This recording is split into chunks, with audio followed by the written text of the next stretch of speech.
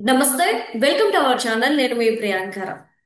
జగన్మోహన్ రెడ్డి గారు ఈరోజు నాంపల్లి కోర్టుకి హాజరైన సంగతి అందరికీ తెలిసే. అయితే ఆయన వస్తూ వస్తూ కూడా ఎంతమందిని పోగేసుకొచ్చారు అనేది కూడా అందరూ చూశారు. మరి ఈ నేపథ్యంలో కేటీఆర్ గారు అంటే సహజంగా మీడియా మొత్తం చెప్పేది ఏంటి అంటే కేటీఆర్ గారు జగన్మోహన్ రెడ్డి గారు మిత్రులు అని చెప్పేసి. మరి కేటీఆర్ గారు జగన్మోహన్ రెడ్డి గారికి ఫోన్ చేసి కాస్త ఫైర్ అయ్యారంట. మరి ఎందుకు ఫైర్ అయ్యారో దీని వెనుకున్న కారణం ఏంటి అనేది తెలుసుకుందాం. మనతో మాట్లాడడానికి ప్రముఖ పొలిటికల్ అనలిస్ట్ డివి శ్రీనివాస్ గారు ఉన్నారు. ఆయననే తెలుసుకుందాం. నమస్కారం సార్. నమస్తే అమ్మా. సార్, జగన్మోహన్ రెడ్డి గారు ఈ రోజు తెలంగాణలో ఏదైతే హంగామా సృష్టించారో దీనికి సంబంధించి కేటీఆర్ గారు కాల్ చేసి మరి జగన్మోహన్ రెడ్డి గారికి ఫైర్ అయ్యారంట. ఎందుకు సార్? ఇప్పుడు అతనిది ఏదో కేసు ఉంది. ఎవరు కేటీఆర్ ఫార్ములా ఈ కార్ రేసు దానికి కూడా ఈ రోజు ఏదో గవర్నర్ ఆమోదం ఇచ్చినట్టున్నారు. ఉం? అవును సార్, అవును. దాని ఎంక్వైరీకి కూడా అతను వెళ్ళాలనుకుంటాను. ఉం? అవును. ఉం? ఇప్పుడు నువ్వు ఎంక్వైరీకి వచ్చావు. ఆ? వచ్చినాడు ఏదో సైలెంట్గా వచ్చి పోవచ్చు కదా. ఆ? ఉమ్, ఈ జనం ఏంటి, గోల ఏంటి? ఆ? ఉమ్, రేపొద్దున మళ్ళీ నేను ఎంక్వైరీకి వెళ్ళాలంటే మరి నేను కూడా జనాన్ని వేసుకెళ్ళాలి. మరి జన సమీకరణ, నేను బల ప్రదర్శన అంటే యా. ఒకటి. ఇక్కడ మనం ఏంటి, నిజంగానే కేటీఆర్ సీరియస్ అయ్యాడా, ఫైర్ అయ్యాడా అని కాదు కానీ ఉమ్, ఇప్పుడు అసలు బీఆర్ఎస్ పరిస్థితి ఏంటి, ఏది, అసలు అతను జైలుకి వెళ్తాడా, బయట ఉంటాడా? అవును. కార్ రేసు దగ్గర దగ్గర అది ఒక 50 కోట్లు ఏమో మిస్ప్రిజం, మొత్తం సాక్ష్యాలతో సహా మరి స్పష్టంగా పట్టుకున్నారంటున్నారు. అవును సార్. ఆల్రెడీ అందులో పనిచేసినటువంటి ఆ కమిషనర్ జిహెచ్ఎంసి ఆయన ఏంటి ఉమ్, అసలు అప్రూవర్గా మారాడని, మొత్తం వాస్తవాలన్నీ వెల్లడించారని, ఆ కేసులో మరి కేటీఆర్ జైలుకి పంపే ధైర్యం రేవంత్ రెడ్డి ప్రభుత్వం చేస్తుందా? ఉమ్, అసలే మన జూబ్లీ హిల్స్ ఎన్నిక, ఆ ఉమ్, జూబ్లీ హిల్స్ ఎన్నికల్లో దగ్గర దగ్గర 15% ఓట్స్ పెరిగాయి. దేనికి? ఉమ్, కాంగ్రెస్ పార్టీ. ఇప్పుడు ఒక 9% ఓట్ బ్యాంక్ వీళ్ళకి దెబ్బతింది. ఎవరిది? గతంలో వచ్చిన ఓట్లలో బీఆర్ఎస్ 9% ఓట్లు కోల్పోయింది. బీజేపీ ఒక 6% ఓట్లు కోల్పోయినట్టు ఉంది. ఈ మొత్తం కాంగ్రెస్ పార్టీకి జమ అయ్యాయి. అటు మజ్లిస్ ఓట్లు కానీ, అంటే జూబ్లీ హిల్స్ విజయం వచ్చిన ఉత్సాహంతో ఇక కేటీఆర్ని లోపలేయటమేనా? ఉమ్, గవర్నర్ కూడా ఆమోదం ఇచ్చారు అంటే అదే కనపడుతోంది. అసలే కూతురు ఇవాళ మరి జైలుకి వెళ్ళింది కేసీఆర్. ఉమ్, ఆమె అసలు బయటకు వచ్చి వాళ్ళ కేసీఆర్ మీదే ధ్వజమెత్తుతోంది. అటు హరీష్ రావు అతని యొక్క పాలాపారాలు, లేకపోతే కేటీఆర్ మొత్తం దుమ్మెత్తి పోస్తోంది. ఎవరు? మరి కవిత. కవిత. ఉం? ఇప్పుడు ఆ కవిత తలపోటు సరే, మరి కొడుకు కూడా జైలుకి వెళ్తే ఏంటి పరిస్థితి? ఉమ్, అంటే హరీష్ రావుకి అది రెడ్ కార్పెట్. ఏది? ఈ విధంగా అటు కవిత అటు పోయింది, ఇటు మరి కేటీఆర్ ఇటు పోతే మొత్తం బీఆర్ఎస్ అంతా హరీష్ రావుకి ఎంతకు వచ్చుద్దా? ఉమ్, ఆ? అదే అక్కడ కార్యకర్తలు కూడా కోరుకునేది కూడా. ఏది? హరీష్ రావు ఇవాళ అతనే బీఆర్ఎస్ కి ప్రత్యామ్నాయం అవుతాడా? ఉమ్, కేటీఆర్ కనుక జైలుకి వెళ్తే అనేక ప్రశ్నలు. ఏది? ఒకటి, అసలు బీఆర్ఎస్ సర్వైవ్ కాగలదా? ఈ ఉమ్, ఆటుపోట్లను తట్టుకుని నిలబడగలదా? ఉమ్, ఏ విధంగా రేవంత్ రెడ్డి చాప కింద నీరులాగా ఇవాళ మొత్తం మరి బీఆర్ఎస్ ని తెలంగాణ నుంచి రూట్ అవుట్ చేస్తున్నాడో జూబ్లీ హిల్స్ ఎన్నికే మనకు ఉదాహరణ. అంటే డబ్బులు ఖర్చు పెట్టడం కాదు, వీళ్ళు ఖర్చు పెట్టారు, వాళ్ళు ఖర్చు పెట్టారు, కానీ ఉమ్, వీళ్ళకి ఎందుకు ఓట్లు వేయలేదు, వాళ్ళకి ఎందుకు ఓట్లు పడ్డాయి? ఉమ్, రాబోయే ఎన్నికల్లో అన్నా వీళ్ళు ఏదో నిలదొక్కుంటారు, మళ్ళా బీఆర్ఎస్ బలపడుద్ది అనుకున్నటువంటి ఆశలకి జూబ్లీ హిల్స్ ఎన్నిక గండి కొట్టింది. ఉమ్, ఇప్పుడు ఇవాళ బీజేపీ అసలు ఏదో బీఆర్ఎస్ ని బీజేపీలో కలిపేస్తాడంటున్నారు. ఇప్పుడు ఏదో రహస్య చర్చలు ఏదో జరుగుతున్నాయి. ఆ? ఉమ్, ఇంకెందుకు, ఇంకా నా పని అయిపోయింది. ఆ? ఇక ఇక్కడ మరి కాంగ్రెస్ ని నిరోధించాలి అంటే మరి బీజేపీ కూడా మరి నిన్నటిదాకా భ్రష్టాచార రాష్ట్ర సమితి అని తిట్టింది. బీఆర్ఎస్ కి అబ్రివేషనే వాళ్ళు మార్చారు.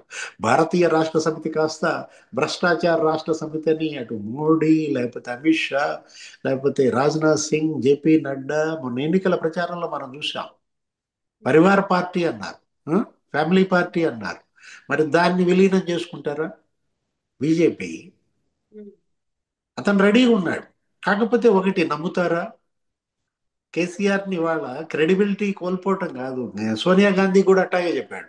ఏమని? అవును. మీరు కనుక తెలంగాణ ఇస్తే టిఆర్ఎస్ ని కలిపేస్తానన్నాడు. అవును. కలిపాడా? లేదు. అంటే ఇవాళ బీజేపీ కేసీఆర్ ని నమ్ముద్దా?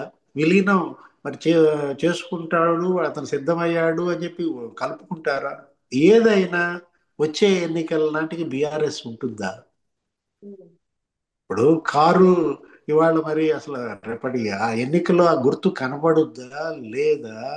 అనేక రకాల ఊహాగానాలు చర్చలు సాగుతున్న దీంట్లో ఏదైనా ఉమ్, గవర్నర్ ఆమోదం ఇవ్వటం అనేది ఇవాళ కేటీఆర్ కి ఏ బిగ్ బ్లో. ఇది బీఆర్ఎస్ కే ఇది ఒక చావు దెబ్బగా చూడాలి. ఒకవేళ అతను కనుక జైలుకి వెళ్తే ఉమ్. ఇది కేటీఆర్ ఏదో సానుభూతి వస్తుంది. కవిత జైలుకి వెళ్తే సానుభూతి వచ్చిందా?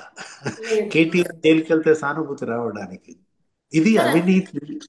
చిన్న ప్రశ్న సార్. ఇంతకు ముందు మీరు అన్నారు ఒకవేళ బీజేపీతో కుమ్మక్ కావడానికి అంటే కలిసిపోవడానికి బీఆర్ఎస్ రెడీగా ఉంది అని చెప్పేసి అనుకుంటే, అసలు బీజేపీ రెడీగా ఉందా సార్ బీఆర్ఎస్ పార్టీని తీసుకోవడానికి? ఎందుకు అంటే క్యాడర్ బలమైన పార్టీ కూడా బీఆర్ఎస్ కి కావాలి కాబట్టి, అదే బీజేపీకి. బీఆర్ఎస్ కూడా నెగటివిటీని ఎక్కువ సొంతం చేసుకున్న టైంలో బీఆర్ఎస్ ని విలీనం చేసుకోవడం వల్ల బీజేపీకి వచ్చే పాజిటివిటీ ఏముంది, కలిసి వచ్చేది ఏముంది? అసలు బీజేపీ ఇవాళ ఏం అనుకుంటోంది, ఏమి ఉమ్, వ్యూహం పన్నుతోంది?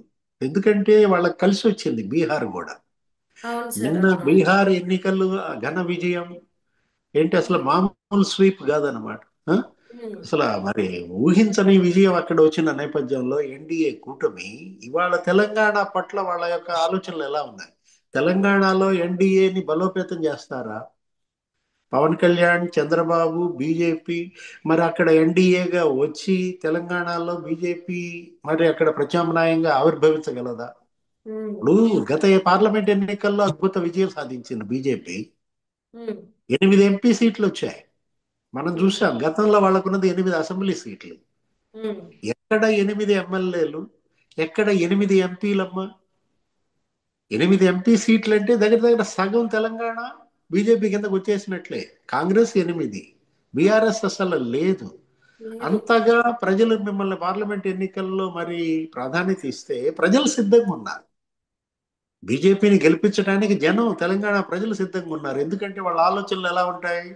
ఒకసారి కేసీఆర్కి ఇచ్చాం, ఆయన ఉమ్, తెలంగాణ తెచ్చాడన్న ఆలోచనలో 2 సార్లు ఆయన గెలిపించాం.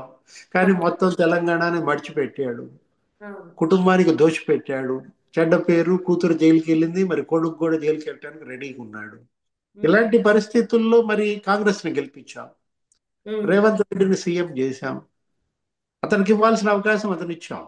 తెలంగాణ ఉమ్, ఆవిర్భావంలో మరి కేసీఆర్ పాత్ర ఎంత ఉందో సోనియా పాత్ర కూడా అంతే ఉంది కదా. అవును. ఇప్పుడు సోనియానే తెలంగాణ తల్లిగా మరి రేవంత్ రెడ్డి ప్రొజెక్ట్ చేశాడు కాబట్టి అతనికి అవకాశం ఇచ్చారు. ఉం? ఇప్పుడు మరి అసలు చిన్నమ్మ ఆ రోజు సుష్మా స్వరాజ్ ఉమ్, ఏమని, సోనియా మీకు పెద్దమ్మ అయితే నేను చిన్నమ్మనన్న. ఉమ్, ఏమంది బీజేపీ మద్దతు ఆ రోజు మరి తెలంగాణ ఆవిర్భావం వెనుక నన్ను కూడా చూడమని మరి బీజేపీ కోరిన నేపథ్యంలో ఇవాళ బీజేపీకి ఇవ్వడానికి జనం సిద్ధంగా ఉన్నారు. ఉమ్, ఎందుకని టిఆర్ఎస్ కి ఇచ్చారు, కాంగ్రెస్ కి ఇచ్చారు, నెక్స్ట్ వంతు బీజేపీ. ఉమ్. కానీ క్యాచ్ చేసుకోవటానికి బీజేపీ పెద్దలు చేస్తున్న కృషి ఏంటి? ఓకే. సంజయ్ ఒకవైపు, కిషన్ రెడ్డి ఒకవైపు, ఉమ్, దాపట ఎలపట ఎద్దులుగా అటు ఇటు లాగితే ఆ బండి ఏమి నడుస్తుందమ్మా? ఉమ్. ఇవాళ బీజేపీ బండికి ఇవాళ 2 ఎద్దులుగా లేకపోతే ఏంటి, ఈ ఇతనెవరు ఈ కిషన్ రెడ్డి కావచ్చు, అటు బండి సంజయ్ బండి కావచ్చు, సంజయ్ గారు. అందరూ ఏకోన్ముఖంగా పనిచేయాలా తెలంగాణ నాయకత్వం. ఆ? ఉమ్, అసలు తెలంగాణ పైన ఇవాళ బీజేపీకి అసలు ఉందా కన్సర్న్? ఆ రోజు ఎప్పుడో 7 ఏళ్ల క్రితం చెప్పాడు అమిత్ షా, ఉమ్, 7 రాష్ట్రాలు నా ఉమ్, టార్గెట్, 7 స్టేట్స్ ఇంకా మా చేతుల్లోకి రాలేదు అంటూ ఇవన్నీ చెప్పారు. ఏది తమిళనాడు, తెలంగాణ, ఆ, ఆంధ్రప్రదేశ్ ఇట్లా ఈశాన్య రాష్ట్రాలు, ఉం, ఉమ్, ఒరిస్సా. ఇప్పుడు తమిళనాడు కూడా మీకు అడ్వాంటేజ్ ఉంది. ఆ? అక్కడ విజయ్ పార్టీ పెట్టాడు. ఏదైనా దక్షిణాది పట్ల మాత్రం బీజేపీ ఒక సరైన వ్యూహంతో వెళ్తున్నట్టుగా కనపట్టలేదు. ఇదొక అవకాశం. ఏది రాబోయే తెలంగాణ ఎన్నికలు బీజేపీ పాలిట ఒక మహదవకాశం. మరి క్యాచ్ చేయగలదా లేదా చూడాలి. Thank you so much sir. నమస్తే.